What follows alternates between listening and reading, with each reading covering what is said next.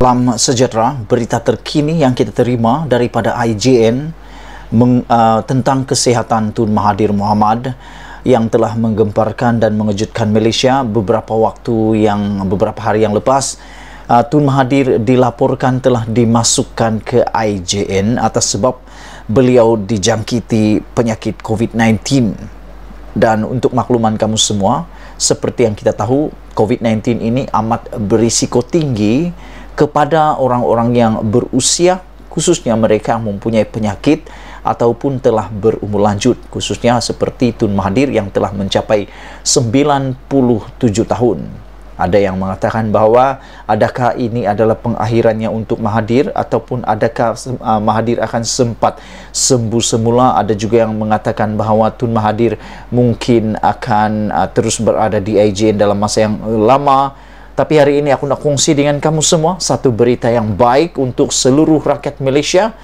Dr. Mahathir dibenar keluar IJN. Syukur kerana Tun Mahathir, negarawan terulung di Malaysia, negarawan terkenal di seluruh dunia ini, hari ini dilaporkan, dibenarkan keluar IJN. Bekas Perdana Menteri Tun Dr. Mahathir Mohamad hari ini dibenarkan keluar daripada Institut Jantung Negara IJN, di mana beliau dimasukkan untuk rawatan selepas disahkan positif COVID-19 4 hari yang lalu.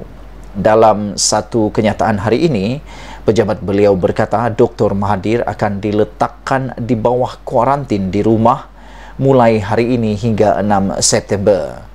Tun Dr. Mahathir Mohamad dibenarkan meninggalkan IJN pada 9.30 pagi tadi. Dr. Mahathir dimasukkan ke IJN selepas disahkan positif COVID-19 pada 31 Ogos. Dr. Mahathir akan meneruskan kuarantinnya di rumah sehingga 6 September, kata pejabatnya dalam satu kenyataan ringkas. Dr. Mahathir yang berumur 97 tahun menjadi kontak rapat kepada ahli Parlimen Bandar Kuching, Dr. Kelvin Yee, yang disahkan positif COVID-19 pada Mac 2020 ketika awal wabak itu menyerang Malaysia. Keputusan ujiannya adalah negatif dan Dr. Mahathir mematuhi kuarantin diri selama 14 hari seperti yang diperlukan ketika itu. Pada akhir Julai 2021, salah seorang pegawainya tidak menunjukkan gejala tetapi disahkan positif COVID-19 dalam saringan di Parlimen. Dr. Mahathir, walaupun beliau berkata tidak menjadi kontak rapat dengan pegawai itu di Parlimen, tetap melakukan ujian tetapi negatif. Sebelum dijangkiti COVID-19, kali terakhir ahli Parlimen Langkawi itu dimasukkan ke IJN adalah pada akhir Januari tahun ini. Pada 22 Januari, Dr. Mahathir disahkan berada di IJN dan telah menjalani rawatan perubatan. Dia dibenarkan keluar pada 5 Februari yang lepas.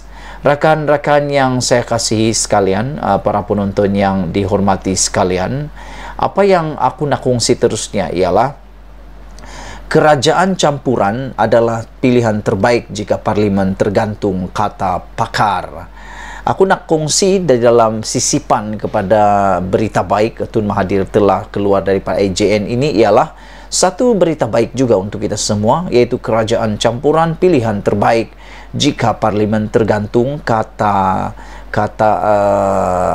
pakar. Pembentukan kerajaan campuran adalah pilihan terbaik sekiranya Parlimen tergantung setelah pilihan raya umum ke-15 selesai, di mana tiada satu gabungan parti politik pun yang memperoleh majoriti mudah atau sekurang-kurangnya memenangi 121 kerusi. Pensarah Undang-Undang Universiti Islam Antarabangsa Malaysia UIAM, Profesor Dr. Nik Ahmad Kamil Nik Mahmud, ketika mengulas kebimbangan Parlimen tergantung, berkata, pembentukan kerajaan campuran adalah langkah paling selamat demi kestabilan negara berbanding mengadakan semula PRU yang pastinya mengambil masa selain menelan kos berganda. Tanpa menafikan parti yang dapat menguasai sejumlah kerusi dalam Dewan Rakyat, boleh membentuk kerajaan sekalipun tanpa majoriti mudah. Beliau menegaskan kerajaan yang dibentuk itu berdepan situasi sukar jika berlaku undi tidak percaya. Katanya, pembentukan kerajaan menerusi pelantikan Perdana Menteri perlu mengambil kira situasi politik semasa bagi mengelakkan usul tidak percaya dan mengulangi ketidakstabilan politik berpanjangan seperti mana berlaku sebelum ini. Benar kata beliau yang di-Pertuan Agong boleh melantik mana-mana ahli Dewan Rakyat sebagai Perdana Menteri berdasarkan perkara 43 dalam kurungan 2 kurungan E Perlembagaan Persekutuan. Namun, Seri Paduka perlu membaca suasana politik semasa sekiranya pemimpin itu kalah dalam undi tidak percaya di Parlimen. Jadi, salah satu cara untuk menubuhkan kerajaan campuran adalah menubuhkan kerajaan campuran.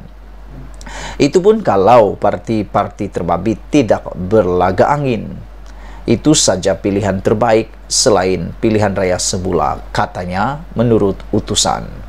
Pada 21 Ogos lalu, Perdana Menteri Datuk Seri Ismail Sabri Yaakob menyatakan bahawa kebimbangan berlakunya Parlimen tergantung sekiranya tiada parti mampu membentuk majoriti muda 112 kerusi selepas PRU 15. Beliau berkata, sekiranya Parlimen tergantung berlaku, maka gabungan kerjasama politik perlu dibentuk semula. Menyusul kenyataan Ismail Sabri, veteran UMNO Tengku Razali Hamzah juga berkata, bukan senang bagi parti politik yang bertanding pada PRU 15 untuk memenangi majoriti mudah bagi membentuk kerajaan. Tengku Razali Hamzah juga yang dikenali sebagai Kuli juga berkata, kesukaran itu akan turut dirasai UMNO dan Barisan Nasional yang berdepan pelbagai masalah ketika ini. Setiap 5 tahun mesti ada pilihan raya. Kita tahu pilihan raya ini mungkin tidak membuahkan hasil yang baik kerana tidak ada satu parti pun menurut pendapat ramai mampu membentuk kerajaan, katanya lagi. Keputusan PRU tergantung bukanlah satu perkara baru apabila Pakatan Harapan PH lepas PRU 14 hanya menang 109 kerusi berbanding BN 79 kerusi. PH kemudian membentuk kerajaan pusat dengan kerjasama Parti Warisan Sabah Warisan. Mengulas lanjut, Nik Ahmad Kamal berkata, parti yang menguasai Dewan Rakyat boleh membentuk kerajaan sekalipun enggan menubuhkan kerajaan campuran. Namun keadaan kerajaan seperti itu perlu memeterai perjanjian keyakinan dan pembekalan CSA dengan parti lain seperti amalan negara-negara seperti Kanada dan Australia. Pakatan secara CSA boleh berjalan dengan baik, cuma kalau ada masalah sikit saja, jika timbul isu hilang sokongan seperti mana memorandum persefahaman antara kerajaan dan Pakatan Harapan PH yang bila-bila masa boleh goyah, katanya lagi. Menurutnya, keutuhan sokongan parti itu dijamin menerusi Akta Anti Lompat Parti yang diluluskan baru-baru ini sekaligus dilihat menyekat ahli-ahli parlimen melompat parti. Sekian isu hangat petang ini. Jangan lupa tinggalkan komen anda, tekan butang subscribe. Kita jumpa lagi. Bye-bye.